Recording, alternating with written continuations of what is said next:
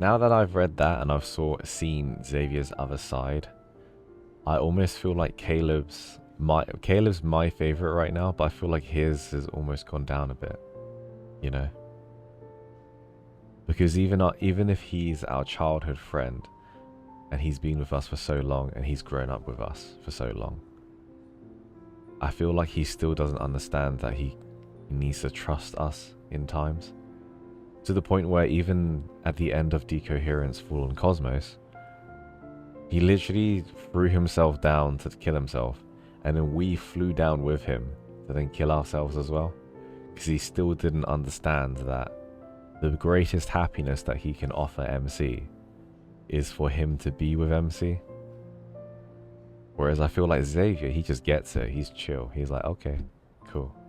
He's either Ravenclaw or Gryffindor now I think deeper.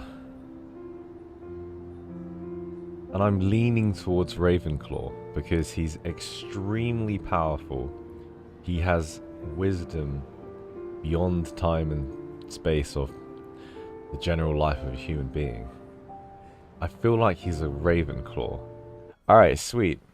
Let's go through Xavier's branch. If you guys missed the earlier part of the stream, I was going through that. I have read Shooting Stars on Wednesday. We all cried. And it's probably one of, if not the best, short stories that I've read in a while. After some investigation, combined with a vague hunch, I've identified a highly suspicious follower. Andrew is tracking it. It's been several days since I got a response.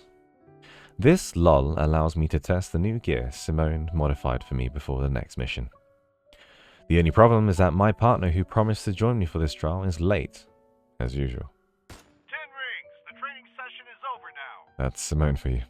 She can turn even the simplest sidearm into something extraordinary. I switch on the safety and put my gun away. My gaze drifts to the empty lane beside me. Looks like Xavier, king of tardiness, didn't get the chance to try out the new gear first. But at least I have the luck of a partner who's always thinking about me.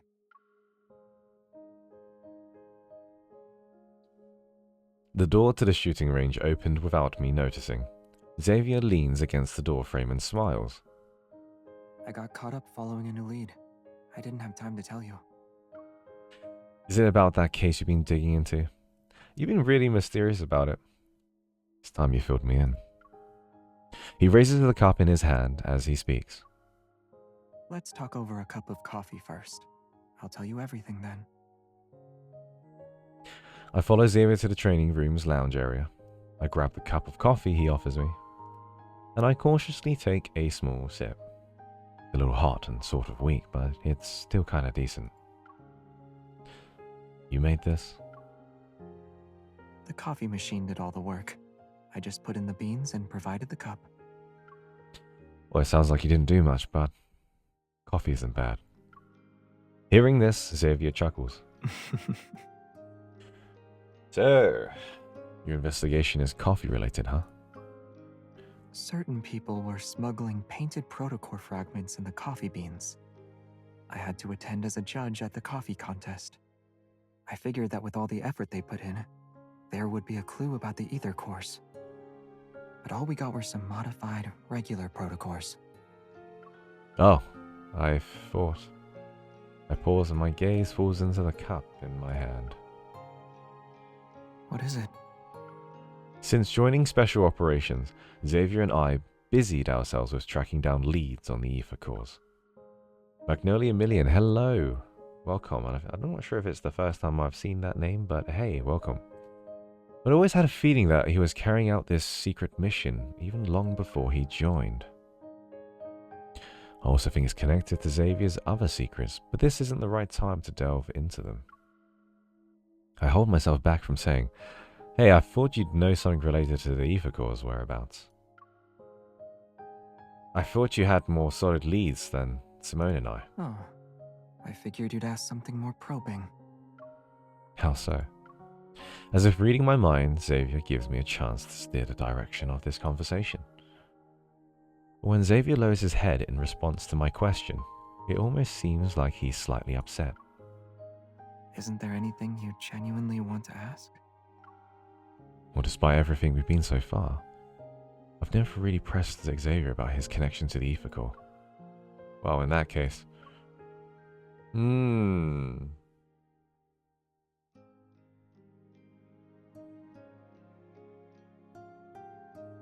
I'll do a second one. Have you been tracking down ether cores before this? Because of my circumstances, I need to keep walking down this path, but what about you? I'm in the same boat as you. Okay. Maybe the only difference is that I knew what the future would entail before I chose this path. Okay. And that very future is why I must continue to forge ahead. Noticing my thoughtful expression, he smiles and gently smooths the furrow between my brows.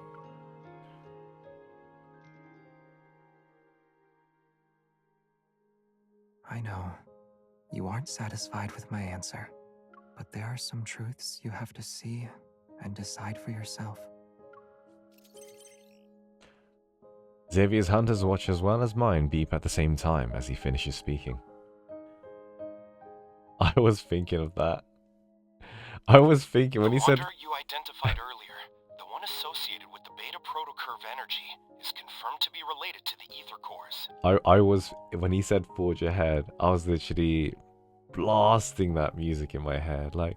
If you take every step you make, forge ahead.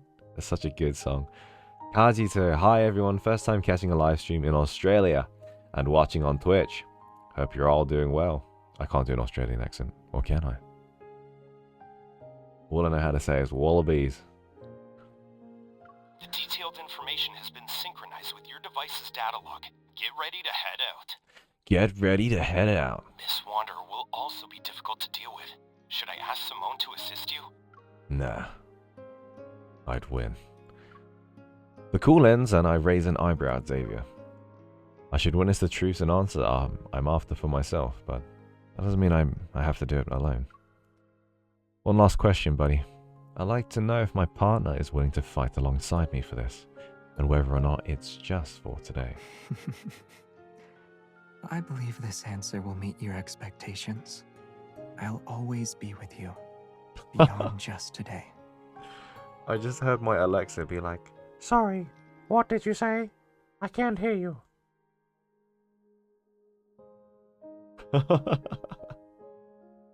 Alexa, shut up! I don't need you, Alexa. Go away. Wallabies. Alright, so we are on a mission to fight wanderers with Xavier. A specific wanderer at that. And Zane is poking me. Go away, Zane. There's so many new faces I've never seen before. They're so cool. It's nice to see everybody. Commission. Location. Prestara Uni. Status in progress. Task details. Lately, several students at Prestara University have disappeared after being attacked by the same wanderer, only to mysteriously reappear on campus a few days later. Although these students returned unscathed, they have no memory of what happened while they were missing. The objective: find out the reasons behind these disappearances and eliminate the wanderer on campus. A hand reaches over. Wow, he's wearing a school uniform with the glasses. Yo! That's the outfit I gave him. Turns off the interference of my hunter's watch and adjusts my cuff before pulling away. If you keep staring at it, everyone will soon figure out we're hunters. I lower my arm and glance at Xavier, who's walking next to me. You're right, Xavier. My astronomy buddy. The warm autumn sun peeks out from behind the leaves. Its cast dappled light onto the corner of his mouth. That sounds a little staged. You're my journalism schoolmate, remember? My current accent is quite similar to Aussie. Crikey, mate. Is my accent quite Aussie, is it? 3 days ago, the wanderer that Andrew tracked using the beta curve protocurve showed up at Prestara University. Considering the recent student disappearances at the university, I can't do the Australian accent. It's so freaking hard. The association has assigned us the mission to eliminate this wanderer. To prevent any unnecessary panic, though, Xavier and I are pretending to be students. With the university's help, we'll be conducting interviews with the attacked students under the guise of a campus TV station. You're walking too fast. My wrist is gently pulled, bringing me back to the moment I realize I've been rushing. This is the pace I'm used to when I'm on a mission. I look around and purposefully slow down. We finally found out a wanderer that's connected to the ether course. I'd rather move quickly to prevent any problems from happening. You seem eager. Aren't you? Xavier adjusts my backpack strap as it starts to slip. Information about the ether course is always shrouded in secrecy. Out of 100 leads, one might get you somewhere at best. This lead seems unusually straightforward. It's almost as if it's been set up for us to find. Is that what you want to say? It's just a guess. You might be right, but with the lead right before our very eyes, I can't shake the feeling that we need to check it out ourselves. Yeah, you really are the powerful and impressive evolver everyone's been talking about. But before we meet those students, our first job is to act as students. As we talk, we end up walking down a tree-lined path and arrive at a bustling square. Around us, numerous sleek temporary booths are set up. Students are excitedly weaving through them. Prestara University Club Recruitment. There are so many people. Hey, let's take a look around. It's almost time for our scheduled interview, and it wouldn't look good on us if we were late.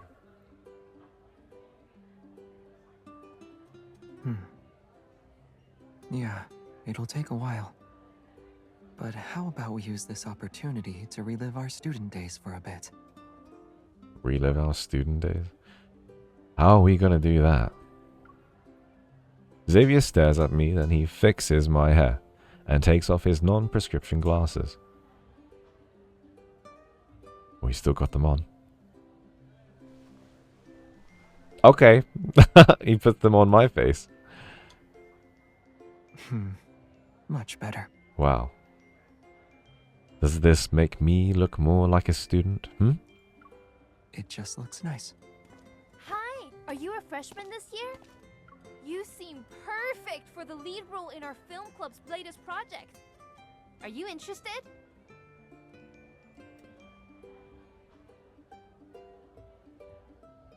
Film club?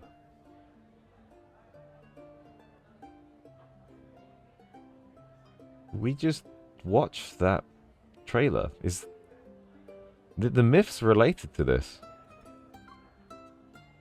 Right? While the club members look down to find the registration from a form, a corner of Xavier's mouth slightly curls up. What did I say? I'm not sure what you said. I'm kidding.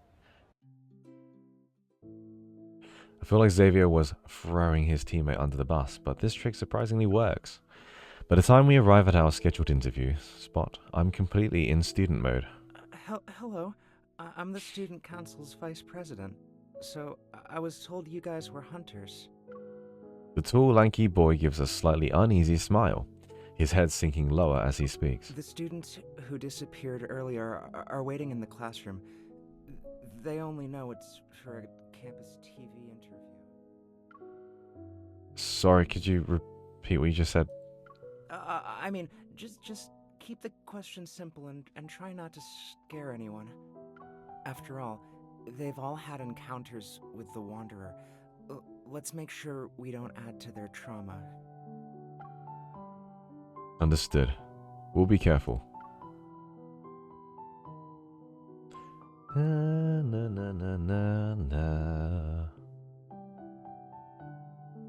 You didn't realize the connection.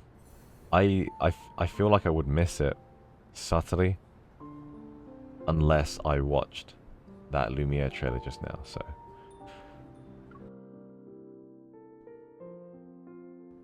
It's very interesting. I already like where this is going. As we enter the classroom, several pairs of curious, wary eyes quickly focus on us. I clear my throat and offer a genuinely friendly smile.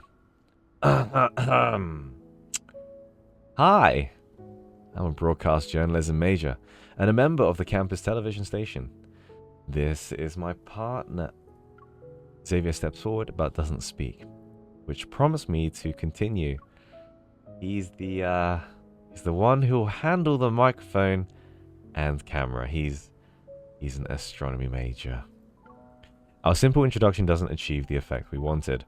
Perhaps the Wanderer did give them quite a scare. They scrutinize us wearily, but no one responds. Hi, A bag full of drinks appear from behind the door. The person holding it hesitates, struggling to gesture a couple of times. I take the bag.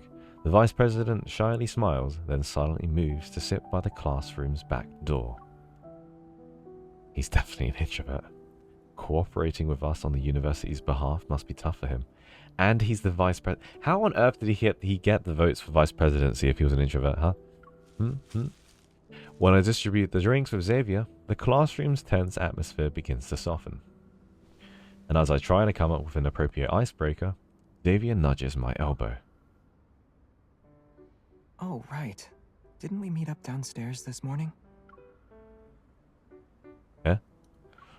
I'm confused, so I manage only a grunt in response. I think I forgot to check in for my morning class. You're an astronomy major.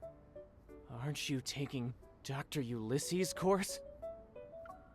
It takes me a moment to realize that Xavier's somber tone doesn't match his hopeful eyes. As I move the chair, I lean in close to Xavier's ears. Did you do your research ahead of time? I just threw out a question and didn't expect it to go anywhere. Straining his posture, Xavier smiles and looks at a student who responds to his question earlier. Yeah, his classes are really tough.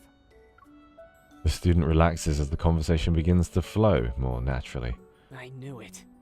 When it comes to the strictest professor at Prestara University, no one can beat Dr. Ulysses. But it's not that bad. While he's strict in class, he's pretty chill on the basketball court when classes are over. Actually, I missed one of Dr. Ulysses' meetings because of that Wanderer incident. Thanks for reminding me. I need to catch up with him later. You're welcome.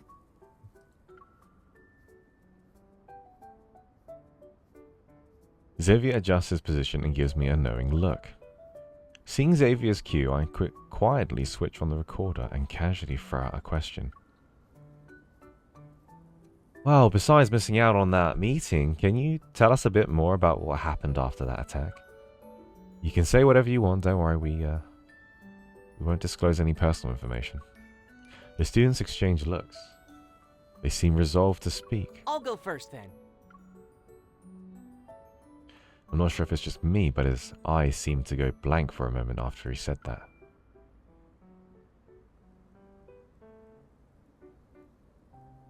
This is what we call a white hole, a theoretical region of space-time.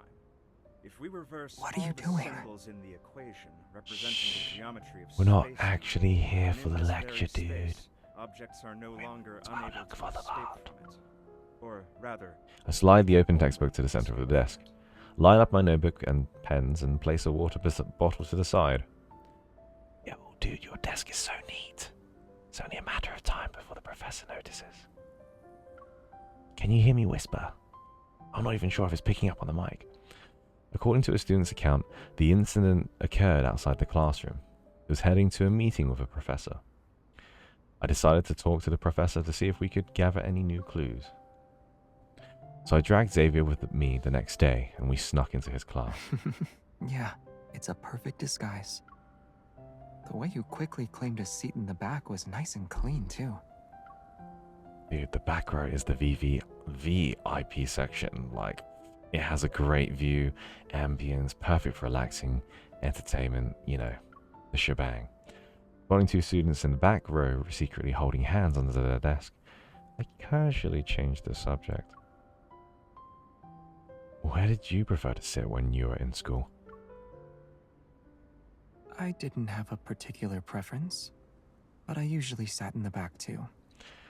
In my The school, it sunlight wasn't was just holding nice, hands. And the breeze was refreshing. How comfortable were the desks and chairs? They were okay. As our casual chat drifts on, I flip open my notebook and turn my attention back to our mission. Even though we learned a lot of details from talking to the students affected by the attack yesterday, we didn't find anything notable. Alright though, so those 5 students were either normal people or evolvers. They encountered the Wanderer in various spots, some were on the tree-lined path and others were in the lab, and they woke up in different places afterwards. Now this Wanderer doesn't seem to be limited to indoor or outdoor spaces, but there's no clear pattern to where it exactly shows up. It's not completely random, though. Xavier takes the pen from me and draws a few circles on my notebook. All the incidents happened at night. If that's connected to the Wanderer's behavior, then we can narrow our search. Also, all these students just started college this year. Does that mean something? Maybe this Wanderer thinks freshmen are easy targets.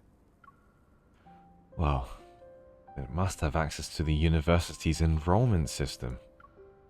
I flip through the notebook pages again and again, yet nothing clicks.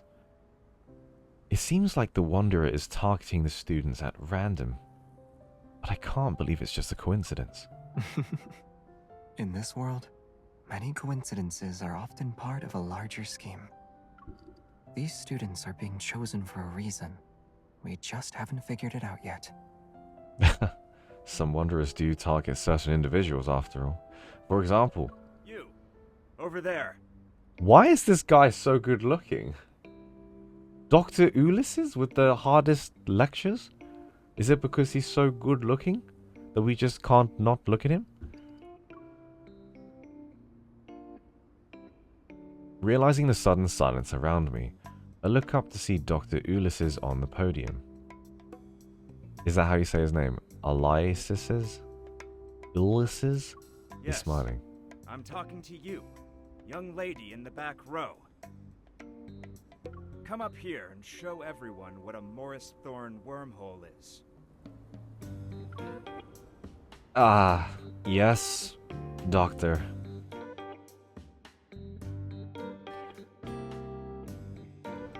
Oh, that would be so cool. Multi-banner detective theme. Like Sherlock Holmes.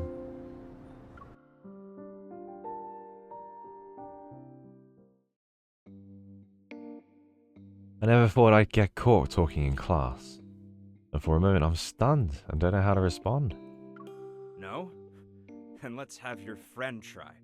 Come along now. Oh, you don't want to test Xavier. He's a genius. I tug at Xavier's clothes and quickly whisper, Yo, let me do it. If I mess up, I'll just apologize, yeah?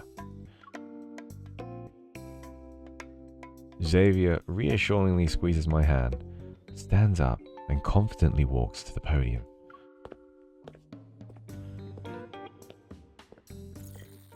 The classroom lights dim and a holographic projection appears from his fingers. It forms the image of the universe. In theory, the Morris Thorn wormhole is a traversable wormhole. You can't do that, Xavier. You're meant to be a student, and you're meant to be like, you're meant to be in disguise, bro. And he's projecting from his hand. Is that what I understand? He's projecting this wormhole in his hand, right? It is spherically symmetrical and features a throat that bridges 2 black holes. The throat is a finite spherical region containing negative energy density matter to counteract gravitational forces inside the wormhole. All this is. As Xavier speaks in a measured tone, the stars shift under his touch to gradually form a wormhole model. The lights from the distant planets flicker before us, and his silhouette seemingly stretches across light years. For a moment, I wonder, was Xavier like this back in college? Correct. The negative energy's repulsive gravitational properties keep the wormhole's throat open, allowing matter or signals to pass through. Time travel becomes possible with this model. For example, the deep space tunnel above us might very well be a giant wormhole. The mysterious deep space signals could then make their way to our distant Earth, Perhaps certain materials, or even other forms of life, can find us through these cosmic channels. What are you thinking about? I snap back to reality. Xavier has crossed the starry expanse and now stands before me. He's within arm's reach once more. I'm curious. Were you really an astronomy graduate? Who knows? I have too many diplomas at home. I need to check first. What?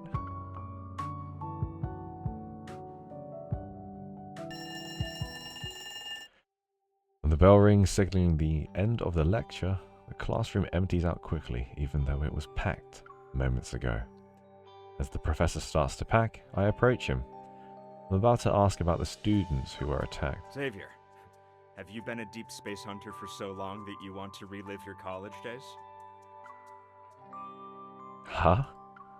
The professor walks away from the podium, one hand holding his bag and the other in his pocket. His serious demeanor is gone. Hello. Are you also a deep space hunter? His colleague, perhaps? They know each other. This is Ulysses. Ulysses. He's an old friend of mine. Now he works as an assistant professor. I was promoted to associate professor 2 years ago. Congratulations. Thank you. First there was Jeremiah, mysterious florist. Now it's a university physics professor? I'm once again shocked by how unpredictable Xavier's social circle is. Let's get back to business. You're not the type of person to visit without a reason. Did something happen at the university? I'm on a mission. Well, if you're involved, it can't be just any mission. Should I be expecting a major incident to take place? Looks like I'm not the only one who has a certain impression about Xavier. But this gives me a perfect opening to ask him about the Wanderer. Dr. Ulysses, we heard one of your students was attacked by a Wanderer and went missing for a few days. Were you in the area when this happened? Ulysses pauses for a moment before nodding. I was in the lab preparing for a meeting when I heard a scream outside the room, but I didn't find anything even after looking around. I later learned that a student had been attacked by a Wanderer. Fortunately, he wasn't seriously injured. Well, it looks like Ulysses didn't see the Wanderer. I'm a little disappointed. Did the lab's flux stabilizer show any reaction? No. I skipped that by accident. I immediately get what Xavier is hinting at. Now, if the flux stabilizer didn't react, then the Wanderer's metaflux fluctuation level must be below 50. And there are only a few Wanderers capable of such stealth. Our search is narrowed considerably. It's also possible we're dealing with a modified Wanderer. As if reading my mind, Xavier reveals another observation. I nod. Got it. I'll ask Andrew to compare the protocurve data with the possible Wanderer profiles. Wait, I just remembered something. The flux stabilizer can't detect that level of metaflux. However, the research center's RMFMA might. What is that? RMFMA? But the research center isn't even near here. It was moved to the campus earlier this year, so it's not that far away now. It should have captured the metaflux fluctuation and its dynamic range when the Wanderer appeared. Then, can we use that device for a bit? RMFMA. It stands for Reflective Metaflux Field Monitor and Analyzer. A flicker of doubt crosses my mind, but I push it to one side. I'll wait for Ulysses to respond. Sure. As long as you have the clearance to operate it and access the system, you can use it. We don't quite fit those requirements. Let's go. Huh? Xavier picks up my backpack and turns to Ulysses. Aren't you going to lead the way? Wow. He knows a lot of people. I'm guessing because Xavier doesn't age, he knows these people from long ago as they grow up and he stays the same. It's quite sweet, really. Have I missed anything? You guys thinking about Quint banners? Damn. They should do Harry Potter Quint banner. The research center Ulysses mentioned is formerly known as the Prestara University Deep Space Exploration Research Center. That was a mouthful. It houses the RMFMA under a skylight on the 3rd floor. The machine's brass casing and bulky appearance make it stick out like a sore thumb. Yet the screen's flashing indicator lights and fast-moving images exude a sophisticated air. This analyzer is one of the most advanced pieces of tech in the past few decades, and it remains so today. It can detect the slightest fluctuations in the deep space tunnel. Unfortunately, there are fewer than 10 of them in the world. Many talented researchers and professors have turned down prestigious offers elsewhere. Also, they could work with the RMFMA at our research center. Oh my gosh, what? That is such a good idea. That just went over my head. What house would each LI be in? Like, that's cool. Xavier is Hufflepuff. Do Xavier and I need to apply for access first to retrieve its data? Where's Xavier? All the data related to the Wanderer is corrupted. Alchemist. Xavier appears from behind the RMFMA. He removes his safety goggles and takes off his disposable lab coat. How did you... Aside from how did you operate that machine? And you know how to use it? I focus on the most important one. What do you mean by corrupted?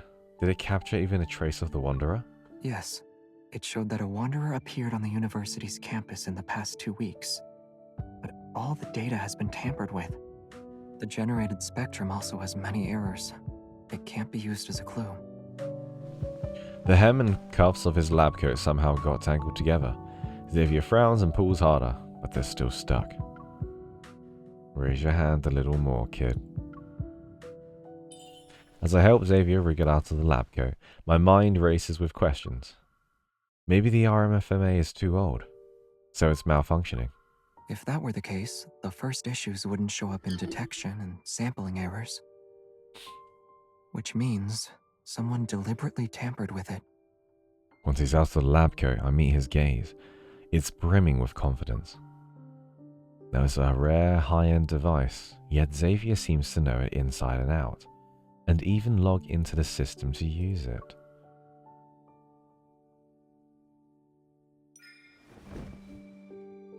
I slightly pull him forward, and I purposefully change my expression and lower my voice. Alright, cut to the chase, buddy. How are you able to operate this machine? It might look complex, but it's actually easy to use. You know that's not what I meant. You're not really going to interrogate me right now, are you? As Ulysses returns from examining the data, I let go of Xavier, and I step back to make room. The data is corrupted, and just as you suggested, someone probably tampered with it. Alright. Can we, I think Xavier is an easy one. Actually, let's do it after the chapter. However, the research center is a secure, newly built facility that few people can access. If we include me, only a handful of researchers work here. The last system login was recorded to be over a month ago. Has anyone else been in here the past 2 weeks? Ulysses thinks long and hard before finally giving a hesitant reply. Yes, but it's not anything suspicious.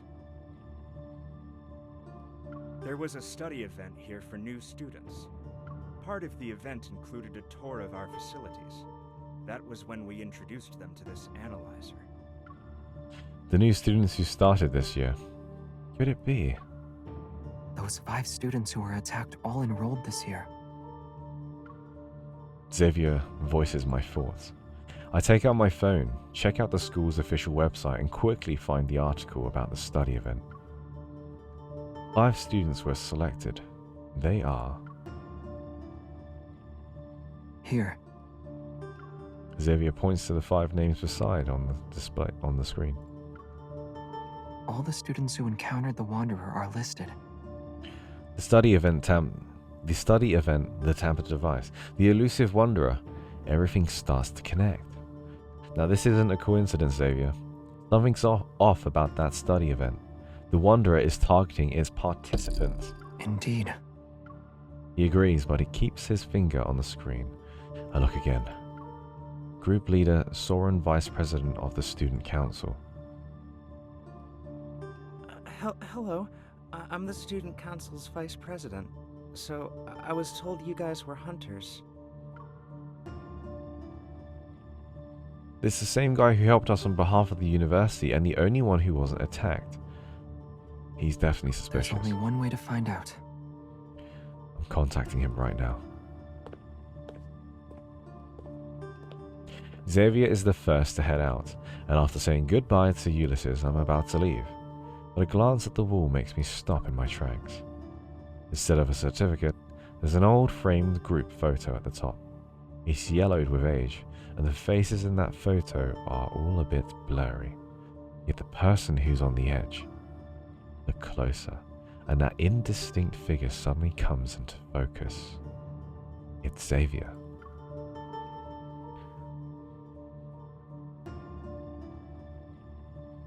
Sakutoku. Are we in Xavier's branch right now? Yes, we are, darling. We are. Nice to see you. Nice to see you. To see you, nice.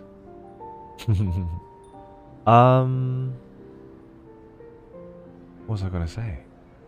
What was I gonna say? Oh yes. Can we have a quick poll? Can I understand what you guys think where Xavier is in terms of Hogwarts and houses? Is Xavier Hufflepuff, Gryffindor, Slytherin, or Ravenclaw? Because I saw a comment just now that possibly he's Gryffindor. And I kind of see that because he's very brave, he just kind of gets the job done. But he's also quiet. But he's also a genius, so maybe he's Ravenclaw. Maybe he's Ravenclaw, now I think about it.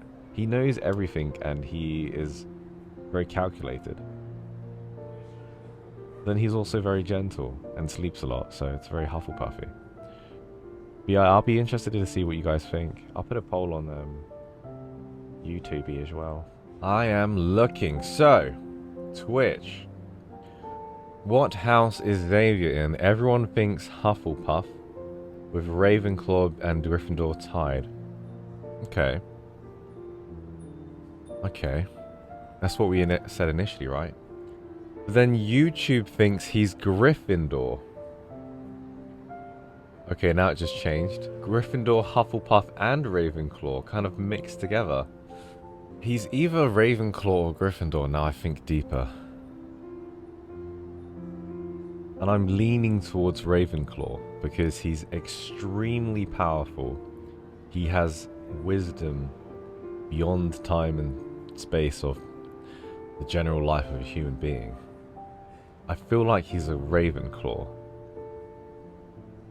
But I don't know. I can't justify it enough yet because...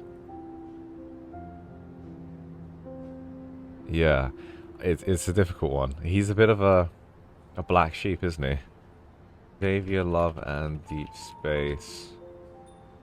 Hogwarts House. Let's see if it comes up with anything.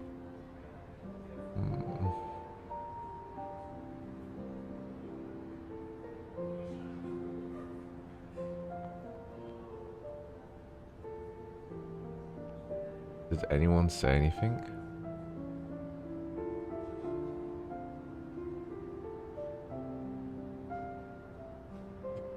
Sorting them in Hogwarts House.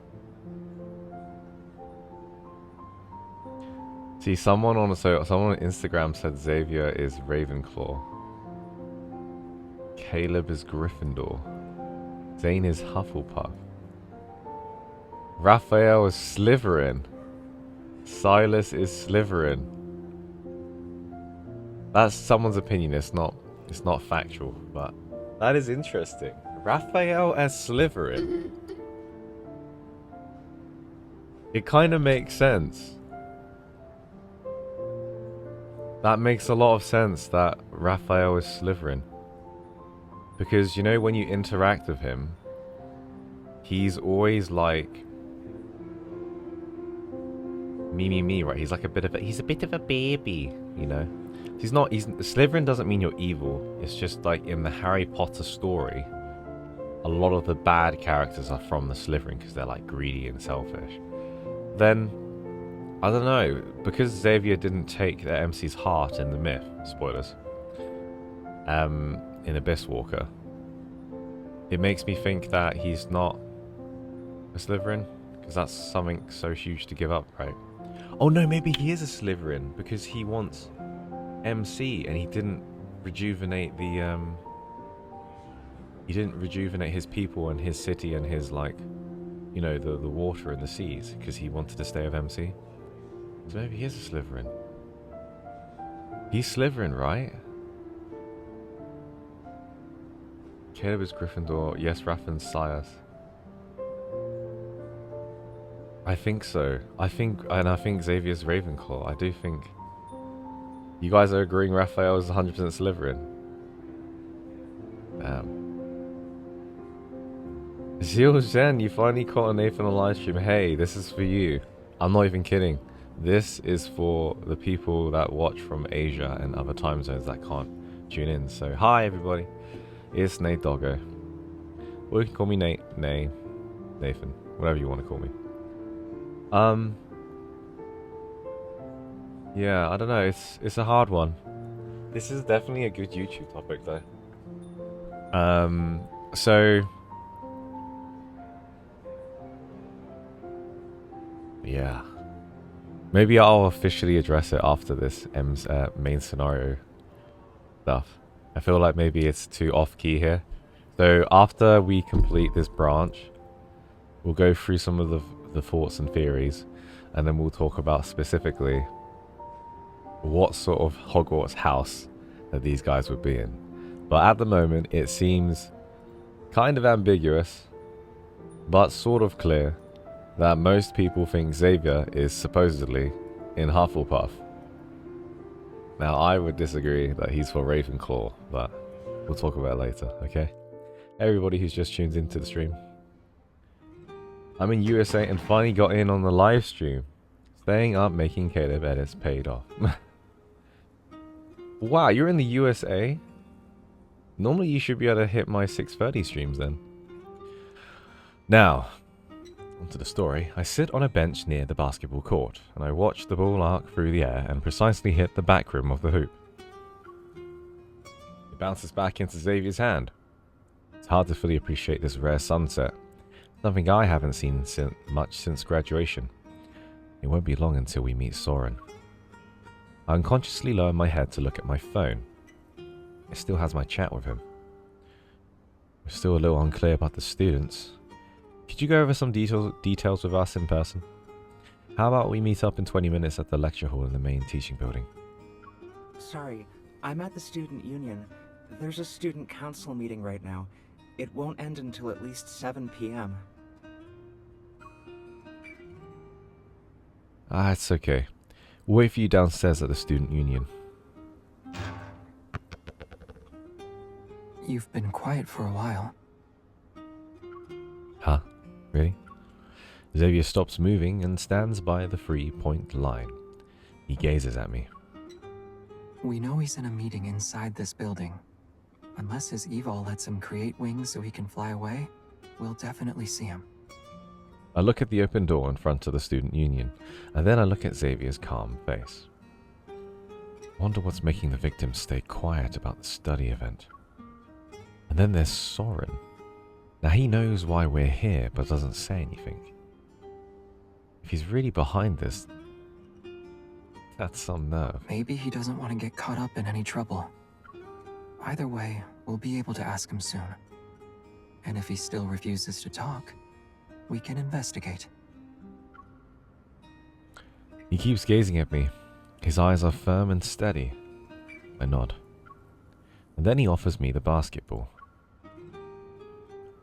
Want to try? Tja, I know his invitation is actually his way of offering me a break from the mission. And I can't bring myself to refuse, so I stand up. Sure. After a brief warm-up, I confidently aim the ball at the hoop. Before I can throw it, a sparrow just lands on the hoop. Interrupted by that, I turn to look at Xavier. If the Wanderer's appearance isn't a coincidence, then it just confirms our suspicion. Someone lured us here on purpose.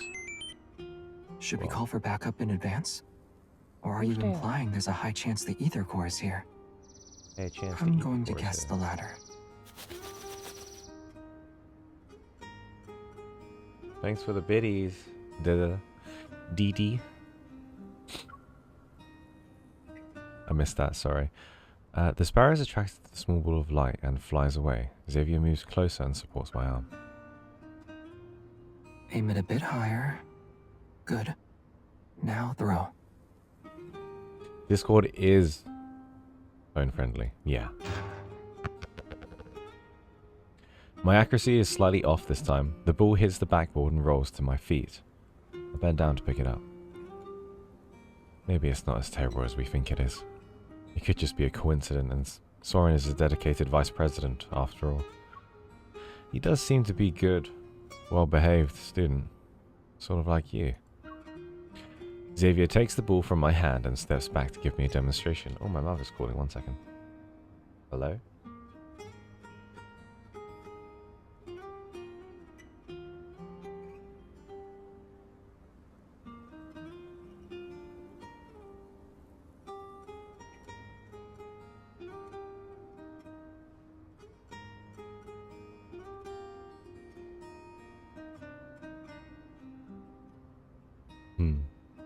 That's my mama.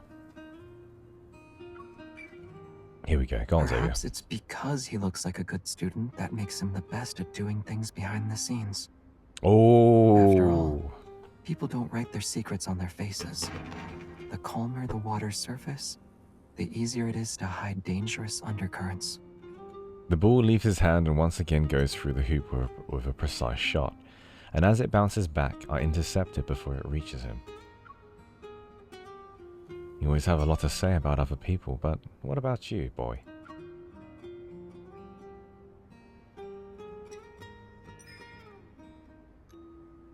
Recalling the blurry, yellowish photo from the Cerrito Center, I move closer to Xavier. Maybe it's the backlight that causes flickering spots to appear in my vision. My consciousness falters for a moment. Xavier when I first saw him, Xavier in the no-hunt zone, Xavier in the research center, and Xavier playing basketball at sunset. They appear in front of me all at once. They line up gracefully and blend into the figure of the person before me. Me? What secrets are you hiding, big boy? From the distant past to the present, who are you? Even though I'm so close to you, experienced all these life and death situations with you, I still cannot seem to fully understand you. Huh? Xavier's puzzled gaze lingers on my face and suppresses the questions in my heart. The only thing I eventually say is, I was going to ask if you're truly a good student, or do you have some secrets? After thinking for a moment, he speaks in a calm tone. I'd say I'm a good student. I paid attention in class and always kept my eyes on the front of the classroom. That's how I kept ending up making eye contact with a classmate who frequently turned around during class. That's me like, huh? Huh? He looks at me with a knowing gaze. I look back into his eyes and feel as if everything sounds familiar. Maybe your classmate just wanted to check the clock at the back of the classroom to see how much time was left before class was over. Oh. You're asking if I have a hidden side to me like Soren? He responds with a question. Now it's my turn to think about my answer. Fortunately, Xavier doesn't seem to expect one from me. And instead, he slightly lowers his head as if he's talking to himself. But the parts of me you think you know, and the parts you think you don't know, they make up who I am. All of me. Right here in front of you. We no longer pay attention to the basketball. The sound of it bouncing on the ground echoes in my ears. It isn't until I see Xavier's hand wave in front of me that I realize the lingering sound is my heartbeat. I think we have a new lead. I compose myself and look in the direction that Xavier is pointing in.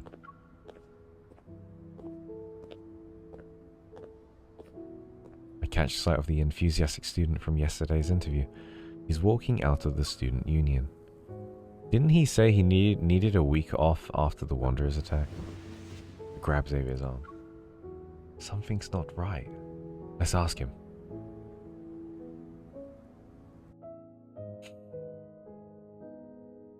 Okay. Something is about to go down. Alright, what did I miss in the chat?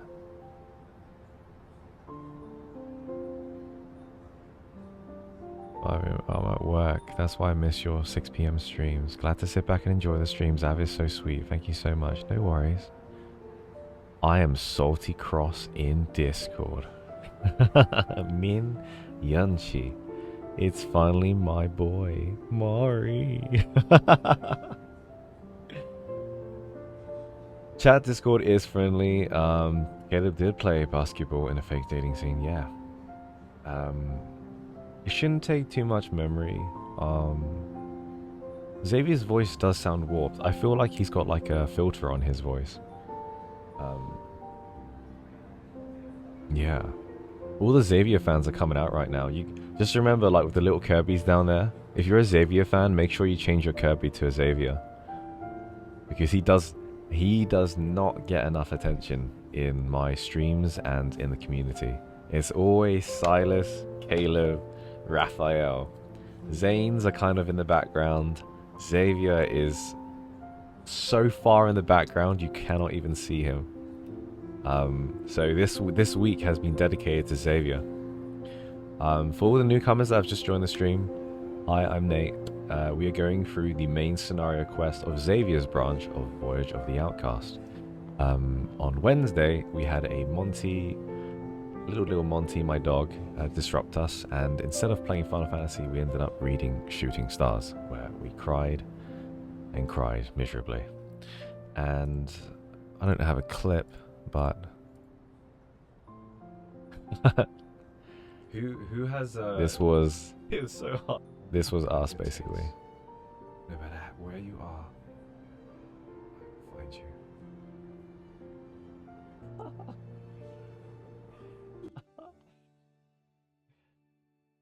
Oh my gosh, that is so sad. It is so hard not to cry through that. I was like tearing up. I was like, dude. If you guys read this, it's really sad. Spoiler alert.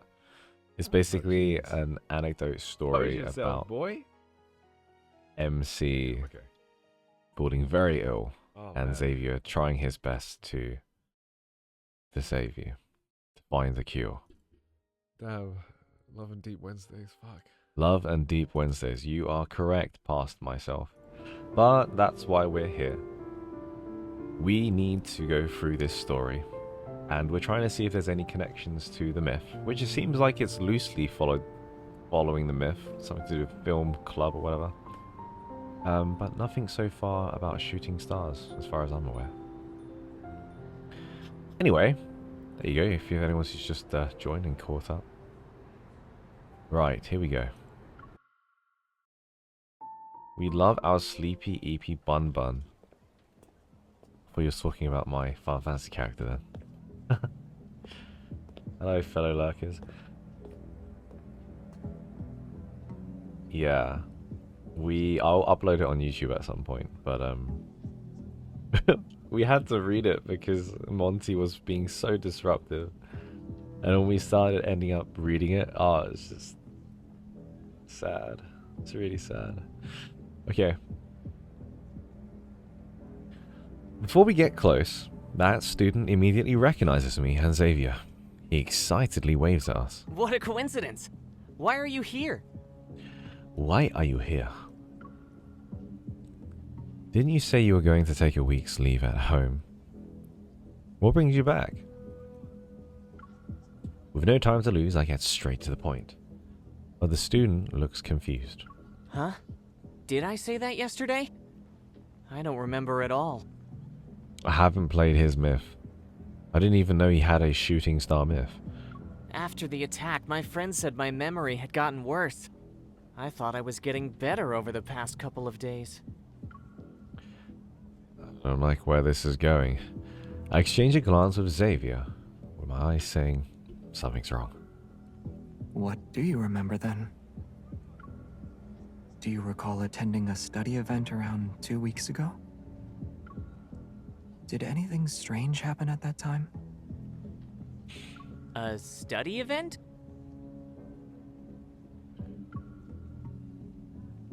He frowns, thinking hard for a long time, and then suddenly something dawns on him. It wasn't weird, but we did come across something intriguing. When we visited the Deepspace Exploration Research Center, there was this unique piece of equipment on the 3rd floor. For a short while, I felt like I walked straight into a haunted house. Interesting. It's like he's gone into like one of those wormholes. He dramatically gestures, still looking a bit shaken. It looked exactly like that haunted house I'm always terrified of. I almost screamed. After the tour, others said they had the same feeling, that for a moment, they fell into a really scary place. Wait, you're saying you all had a hallucination? Who else was there? It was just the 5 of us, and the vice president. The guy had to step out for a bit, so we were on our own. It's not a hallucination. This is something the RMFMA can also do. You mean... To make a long story short, it's like recreating a plane of existence and overlapping it with our reality. But only a few people know about this. We surely underestimated Soren. Xavier grabs my wrist with one hand and supports my back with the other. Like that? Hold on. Wait, you know where he is? The research center. He'll get there before us.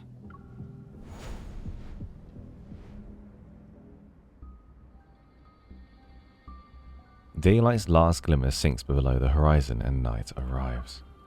As we stand in front of the research center again, the building takes on a more mysterious air under the night sky.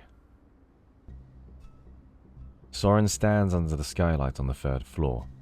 His back faces us. You're quicker than I thought. I should have known the moment I saw you. Xavier stops behind him, and after a brief pause of tension, Soren turns around. Do you think you can still order me around, Xavier? What? He has a glance at me, then looks away. You can't, and neither can she.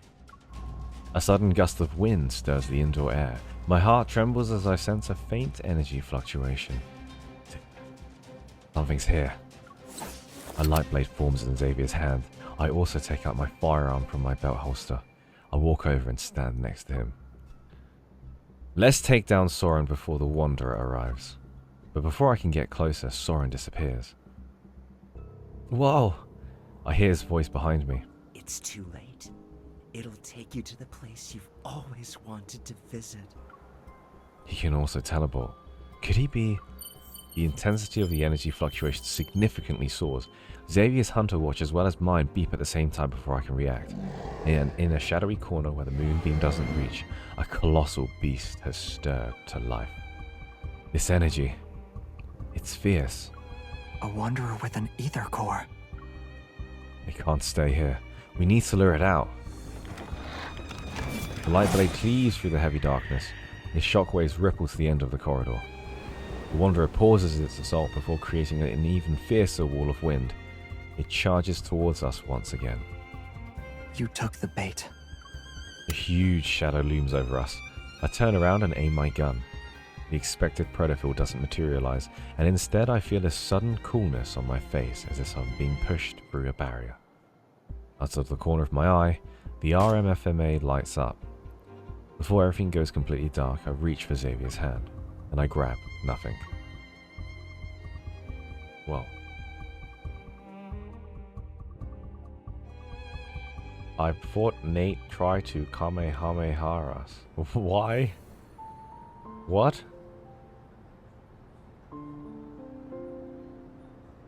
What? What the heck? Why would I Kamehameha? I don't understand that. Oh my gosh, all these Xavier Kirby's came out of nowhere. Hey little Kirby's. Nebulae tranquility hang in the sky as if they're the eyes of the universe. Faint rays of light spill over the shadows of trees that sway like waves. Now this feels like a protofield. Countless waves of both strong and subtle forces swell through my heart. I stand in this unfamiliar forest enveloped in thick fog. This definitely isn't a regular protofield. The energy here is erratic and the fluctuations are violent. Hey Kazuto, bye. Thanks for joining in. Hey Hell. Xavier, can you hear me? I call out to him several times, but only the winds rustling of branches and leaves answer me. He was probably dragged into the protofield too. I have to find him quickly. I look up and a meteor streaks across the sky. It leaves behind a trail of fire as it flies past the tops of tall trees. A meteor? Several more follow suit before I can say more. All of them are heading towards one side of the forest.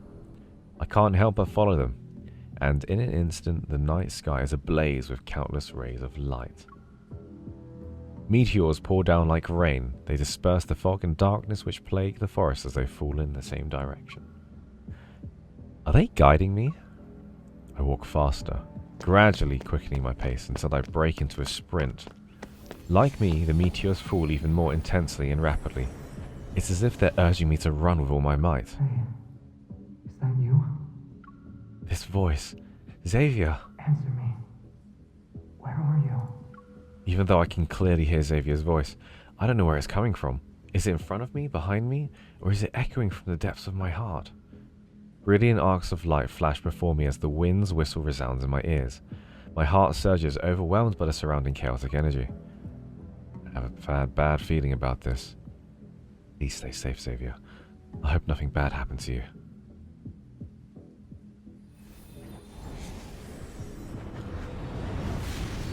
As I traverse the dense forest, a mirror-like lake suddenly comes into view. Meteor streaks down, falling into the expanse where the lake meets the sky. The energy fluctuation gets even stronger now. It pulls at my heart to the point where I struggle to breathe. Overwhelmed, I stumble and sink to my knees. I'm not interested in playing hide and seek.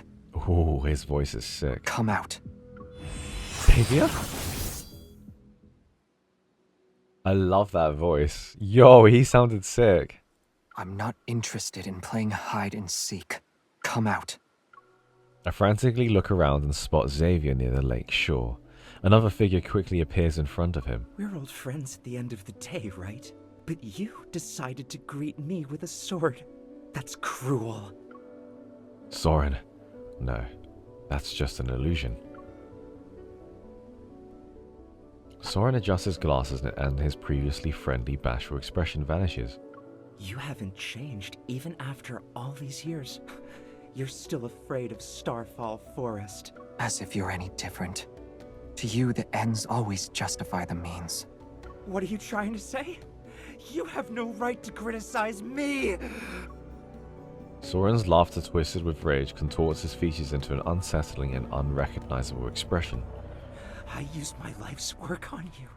I did everything I could to help you pass through the deep space tunnel. And what did I get in return?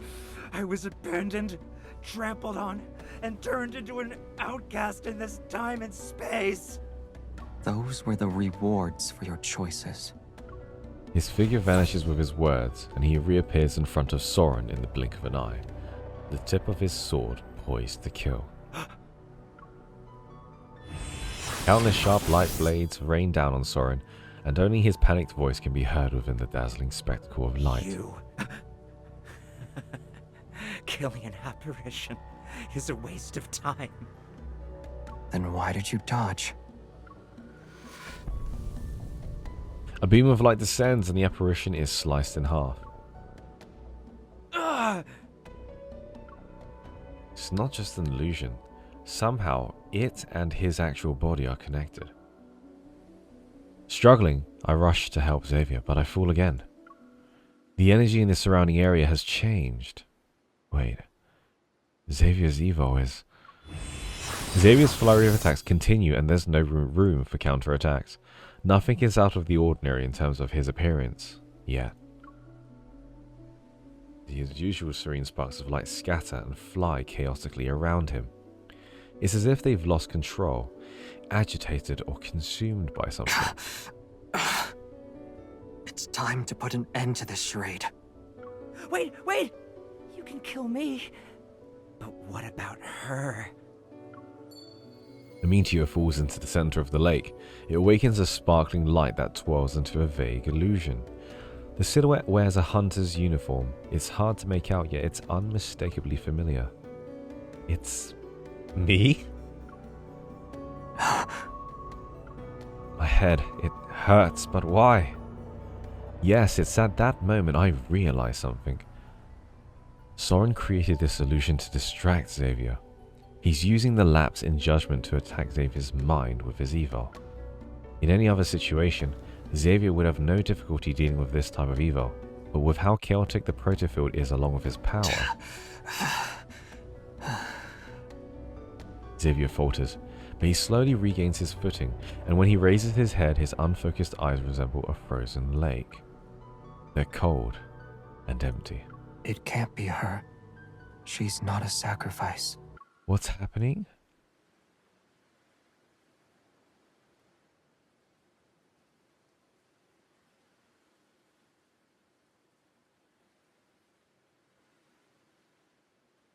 Okay, so there's an illusion of me, okay. I will put an end to everything. Oh, he's walking over. Xavier, I'm right here. That's an illusion. Perhaps weakened by Xavier's attacks, the bullet makes the apparition stagger. With a reluctant, sullen expression, the apparition dissipates, and the energy fluctuation also calms down. Even though the apparition on the water's surface is gone, Xavier continues to head towards the center of the lake. His expression is cold, and his movements are stiff. It's as though an invisible force is pulling him along. This isn't good. The evil is still controlling Xavier. I'll rush out to stop him. Xavier!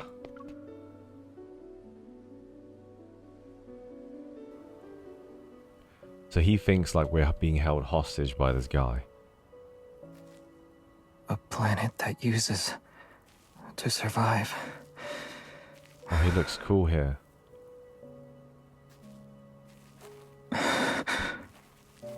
That went so fast. Xavier doesn't deserve to be... I said Xavier! Deserve to be saved. Doesn't deserve to be saved. Come back to reality, Xavier. Come on, don't lose yourself to an illusion. Oh, I'm right here, look! Look at me! Hey. You are... Yeah, I'm here. Hey. Chill. It's okay. What's wrong? Are you hurt? You can't stay here. Run. Otherwise, you'll... as well. His power's fading. Is this space trying to consume him? Hey man, grab my hand. I got you. Stay with me. You'll be alright. What's going on? Why can't I control your evil? It's okay. Starfall Forest will stop once it has enough power. It will. Is it sucking his power away? I didn't protect you before. At least, it chose me this time. Enough power in that case. The ether core's power should satisfy it. No.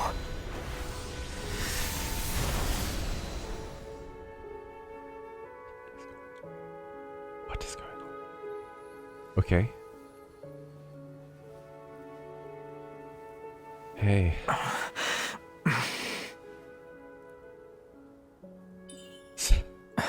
Xavier? You really are reckless.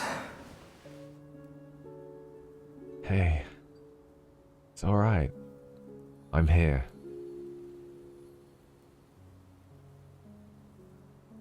Thank you for the biddies, Dee Dee. That was so sweet. It's sweet. That was so sweet.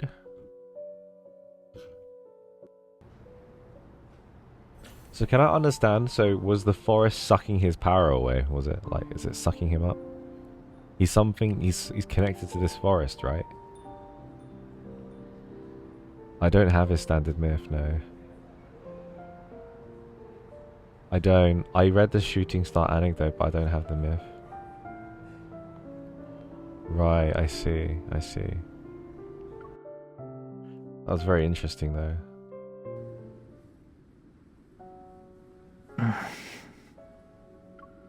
Do you recognize me, Xavier? Hey. Hey, buddy. Are you okay? Don't move. You should be thinking about yourself right now. I apply medicine to the wound on his arm, but he abruptly pulls away.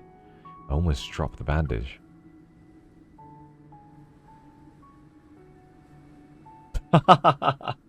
He's being drained, yes.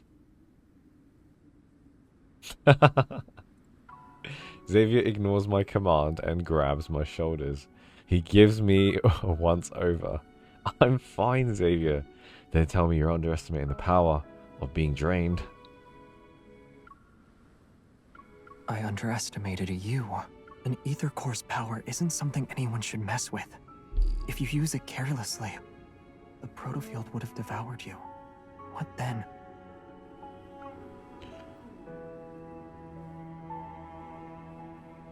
I can just stand there and watch you get consumed. Saving you took my priority. You didn't answer the question. What will happen then?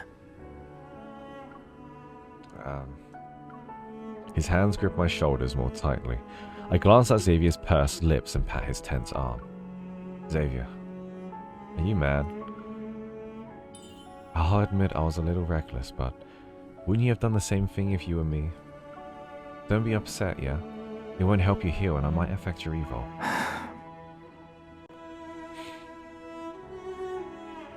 You always have so many reasons, but you never listen to me. I will next time.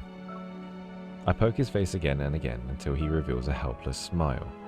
He takes the bandage beside him quickly wraps it around his arm a couple of times, and then stands up. The energy fluctuations around us have only temporarily subsided. They could spike again at any moment. And Soren is adding fuel to the fire. We need to get out of here before he makes his next move. Hi, Anjani P. Oh my gosh, this is my first time I'm joining a live stream. Hello, hello. Welcome, my darling. Welcome. Glad to see you. While you were still unconscious, I used my evo to scout the area. This protofield does more than just devour power. I can't find its boundaries at all. It's like a space domain expansion thing, where if you shout, there won't be an echo. Don't worry. After getting his bearings, Xavier leads me deeper into the forest.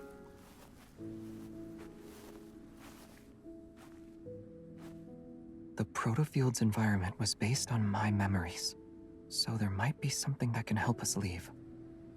I've never heard of a wanderer that could invade and read memories before. Or does this wanderer's connection with the ether core make it different? There's also the possibility that Soren made some modifications to it.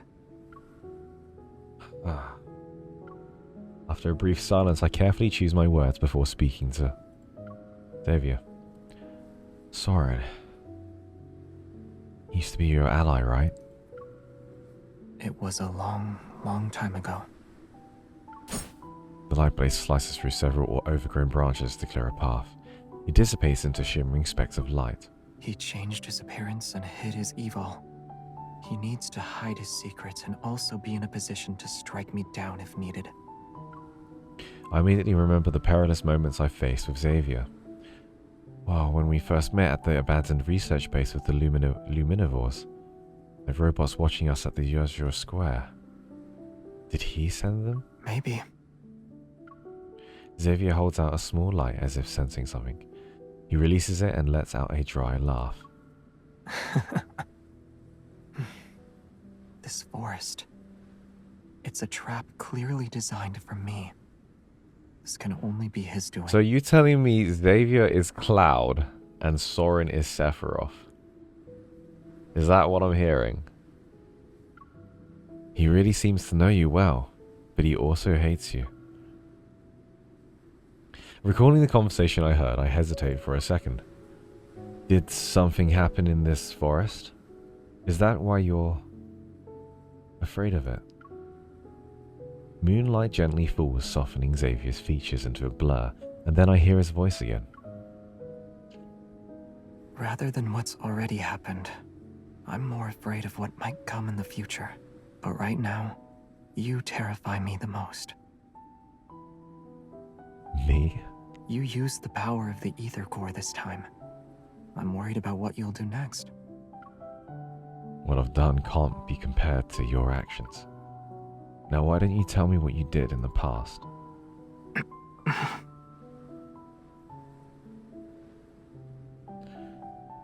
We're here.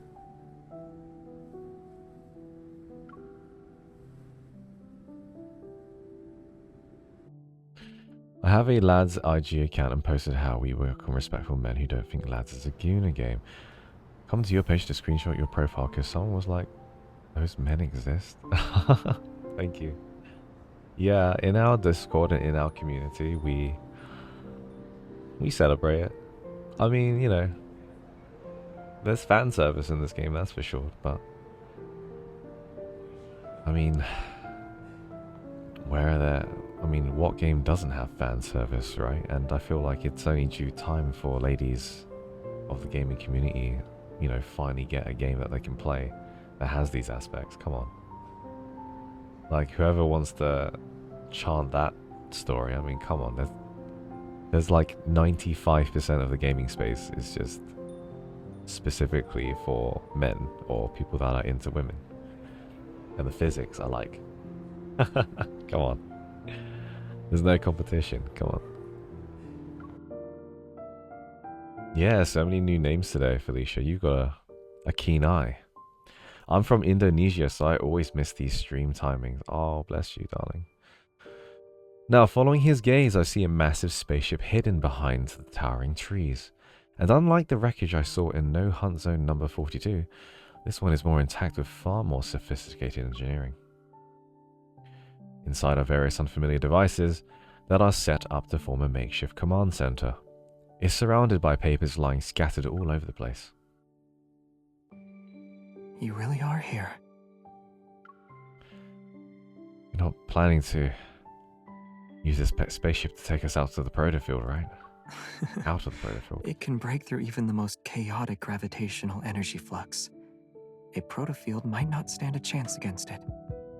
Let's just try it and see. He flips several switches, one by one. Faint blue lights illuminate. Traceback 2. Phyllis 1101, PLS, is now online. Philos. Now that name sounds familiar. It's my homeland. A place far away from here. Okay, so I had a hint that he was like an alien person, but I don't specifically know much about that side. So I'm so glad that they're tackling this now. I suddenly repeat the name to myself and feel a strange sensation as it resounds in the depths of my heart. I pick up the papers next to him. The messy handwriting and symbols seem like they're from another universe. Philos, backtracker's logbook, spatiotemporal coordinate parameters. You and Soren were both members of the Backtrackers? Yes. The image of the spaceship slowly loads onto a floating holographic screen. He scans the complex data line by line. Even though we called it a small group, there were quite a lot of us at one point. But after all this time, only a few of us remain. Basic spaceship inspection complete. Please enter your password and verify your identity. Xavier doesn't respond and continues to press certain buttons on the panel, and then he places his hand on one side of the screen. Your identity has been verified. It's been a long time, Captain. Prepare for departure. And he downs. Just started playing Love and Deepspace a few weeks ago. I'm glad I did, and watching Nayt. Thank you so much. I'm glad you're enjoying it. If you want to discuss some of the theories and such, I would say avoid the Love and Deepspace spoiler section, but our Discord in general are very, very friendly. We've got some wonderful mods, wonderful people, and they're all pleasant to hang out with. So. Understood. Commencing pre-flight checks. Aren't you going to ask me more questions? No. You must have many more questions. I I won't hide anything. Just ask. do have a lot. Like, who are the Backtrackers? Why did you come to this world? And where did this spaceship come from? However, you said everyone has secrets and motives. At the very least, I know you're not my enemy. And that's all the assurance I need. Besides, now's not the best time for long stories.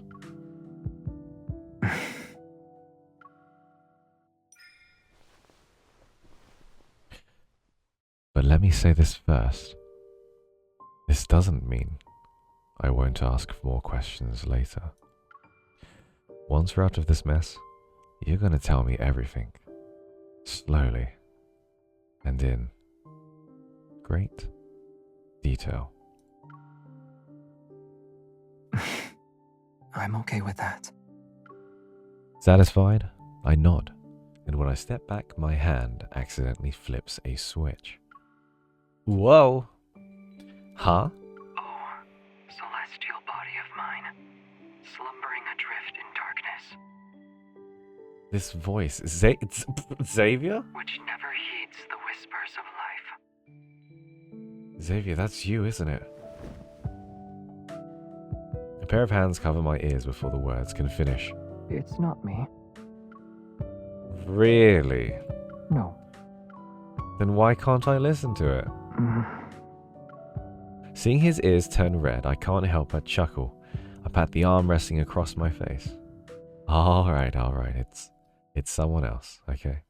Or maybe the spaceship misses its captain so much that it's imitating your voice for fun. Yes, I agree. It's something like that. Alright, buddy. During the brief silence, Xavier releases me and quickly shuts off the recording. I'm about to tease him again when an alarm makes us tense. Protocore energy is low. Unable to start. Please refill the protocore energy cells to ensure a successful journey. While the red warning lights flash, a sharp pang shoots through my chest. Xavier, the protofield is acting up again. I know. There's no doubt that Soren is manipulating the Wanderers hidden within this protofield. He's trying to trap us again. Prepare for launch. It's recommended to refill the protocore energy cells before takeoff. Do you still want to proceed with the launch? Yes. Understood. Initiating countdown. Don't worry. Before I can object, Xavier pushes me into a seat in the cockpit. Protocore energy isn't the only thing that can fuel this spaceship. Friendship. Although it can't support long voyages, escaping this protofield should be no problem. After pressing a few buttons on the control panel, he takes something from the cabin wall and fastens it to his wrist. He sits down in the cockpit and takes my hand. He presses it against his chest and a sense of foreboding washes over me. Oh no. I need you. You're going to use your Evo as fuel? No! I try to pull my hand away, but he tightly holds onto it. Don't even think about it. The proto field already drains your energy. You're not allowed to use any more of your evil right now. Now, it's very obvious that fueling this spaceship will be too much for him. It's not a big deal. Using evil as emergency fuel is actually one of this spaceship's unique features. In the past, evil came to our rescue during several crises. It enabled us to make safe emergency landings. Besides, I've got you here with me. You're aware of the changes an ether core can bring. With your current strength, you can resonate and enhance my evil, right? But only you have the power to help us safely leave the protofield.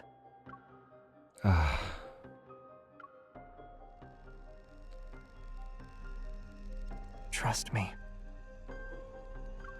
He cups my cheek with his other hand, and with a soft voice he makes a promise to me. Your power will keep me safe. Counting down. 10, 9, 8, 7. My heartbeat races, whether it's because of our current circumstances or our intensifying energy fluctuations. The pain in my chest grows sharper. Amid the blaring alarms, the spaceship begins its final countdown. The flickering lights spiral into chaos. Xavier looks at me, his expression as calm as it always is. He's awaiting for me to respond. All right. Let all your power flow through me. I'll keep you safe, I promise. I know.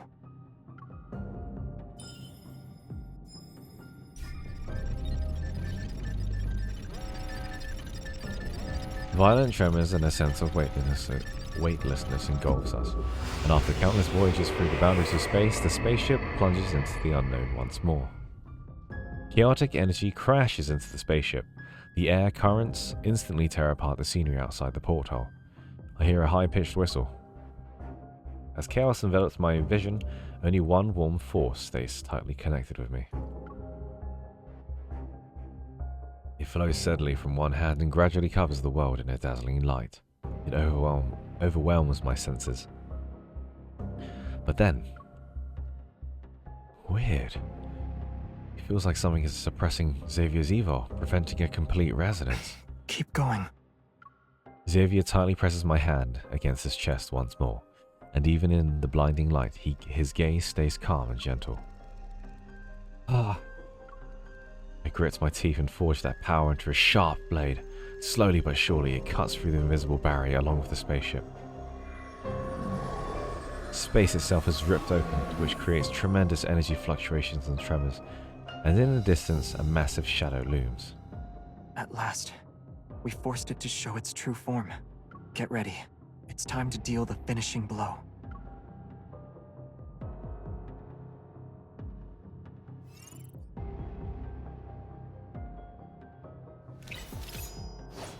Okay. That was cool.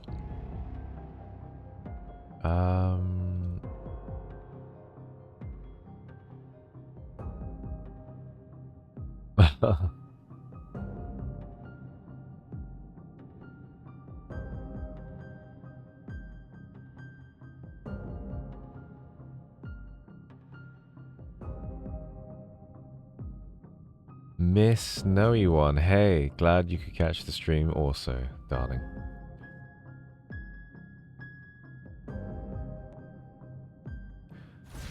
Do you know what I like about Xavier? Will I get what I want this time? Yeah, that's... Do you remember the techniques? The enemies are weak. Now's our chance. Do you know what I like about Xavier? So this specifically reminded me of... Watch out, it's getting back up. Okay, I'll let him finish, because there's a lot of Go back to the pit you came from. stuff going on. I'll deal the fatal blow. Not even a challenge. It's time. The enemies are weak. Now's our chance. Xavier. I'm here. That's a beautiful monster. Elysian My service. sword is going to get enough. Do you remember the techniques from our swordsmanship class? Of course. Time to test them out. Bring it on. Are you alright? Eat this.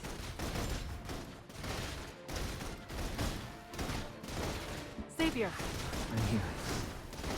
Become one with your sword. This game is and- madness. I'll show you.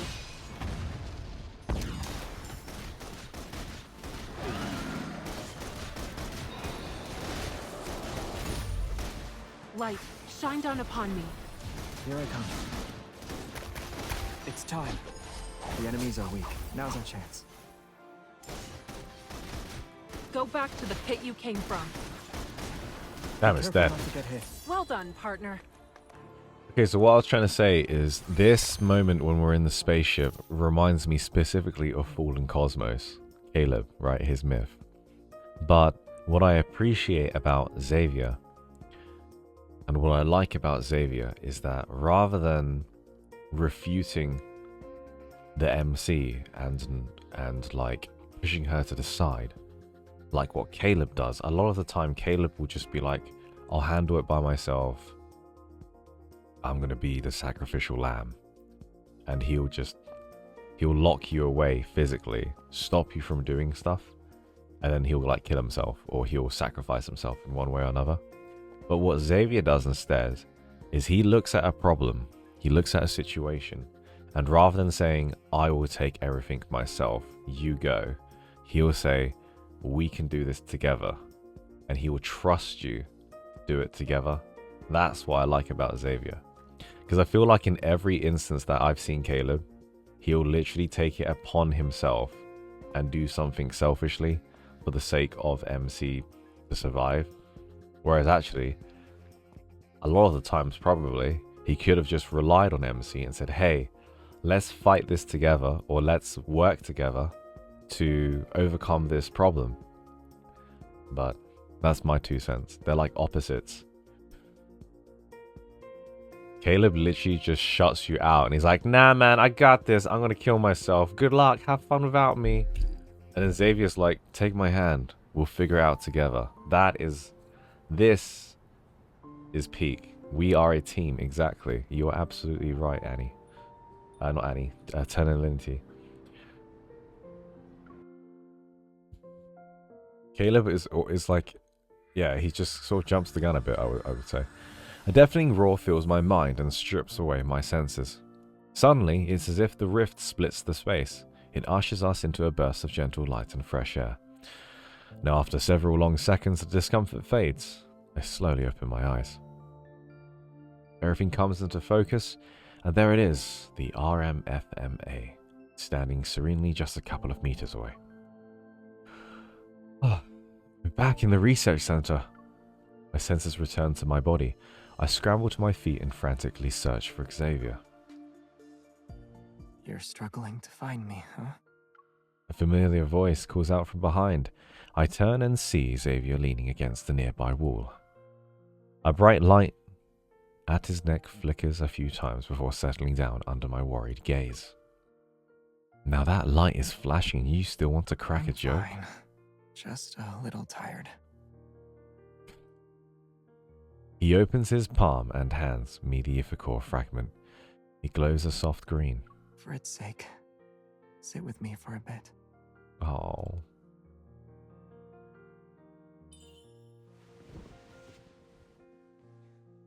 Unable to resist Xavier's expectant eyes, I approach him and sit down. I already sent the collected data and our coordinates back to HQ. The police will also be involved. He'll be here within 15 minutes. We don't have much time. We need to... I'm about to get up, but he grabs my arm. Let's make the most out of these uninterrupted 15 minutes. I feel a cool touch at my ear after Xavier pulls out a pair of wireless earbuds. Oh, he's so There's just enough cool. time for one song. Then we'll be in a hurry again. One song?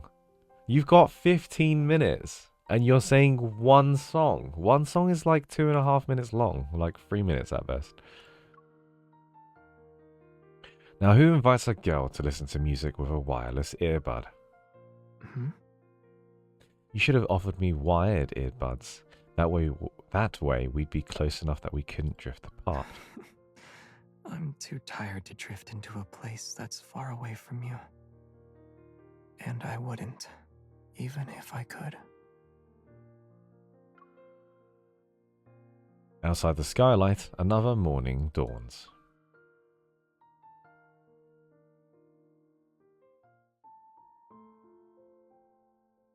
Ninny's vault. Look into his Xavier Wii mentality. Okay. As Xavier expected, updating the intel and what happened on campus is as tough as tracking down the Wanderer.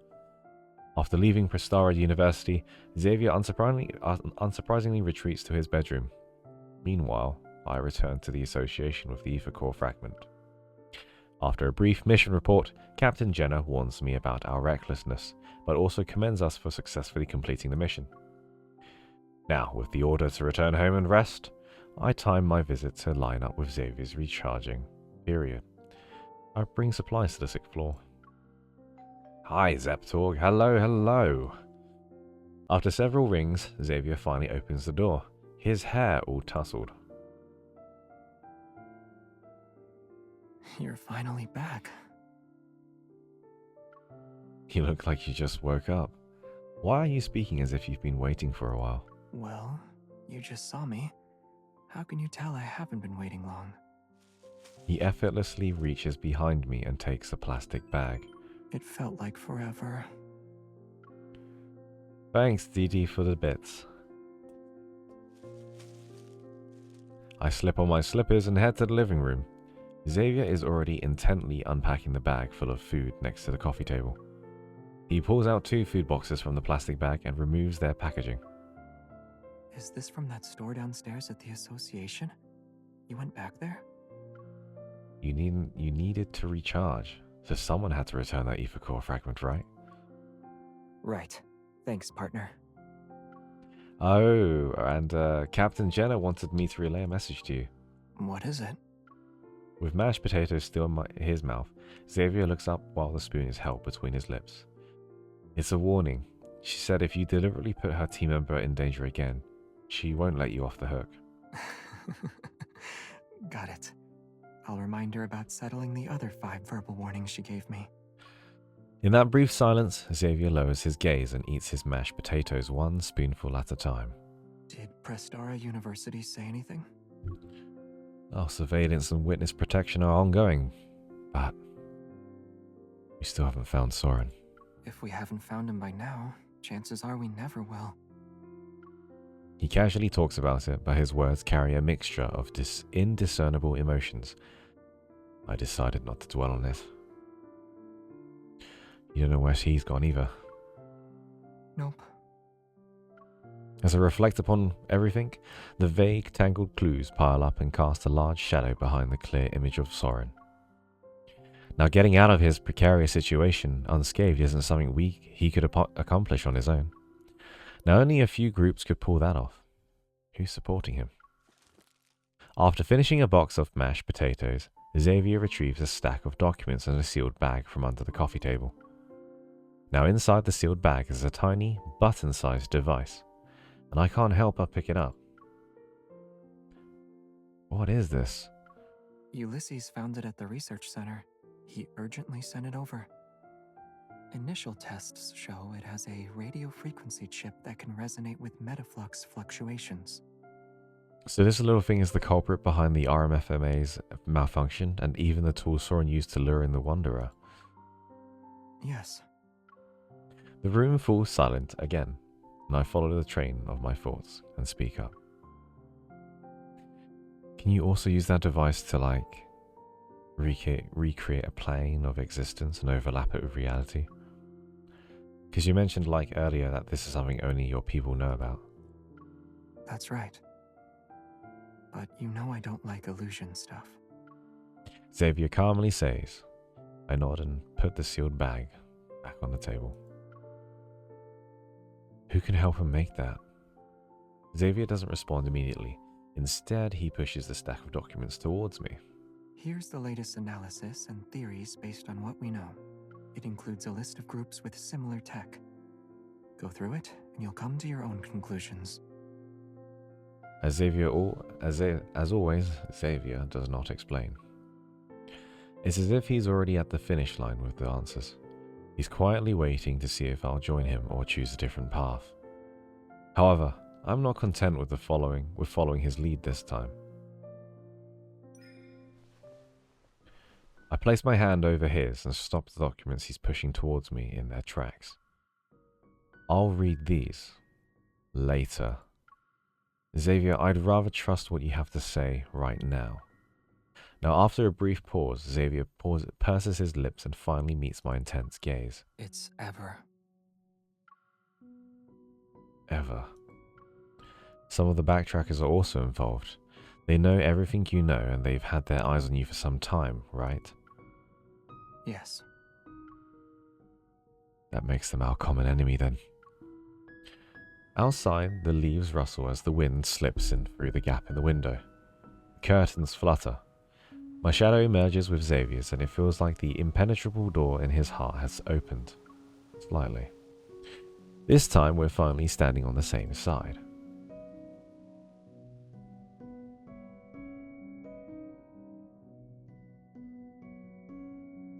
There's a lot of mystery surrounding this character.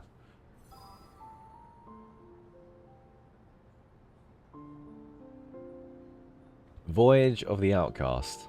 Read along finished. We have finished all of them.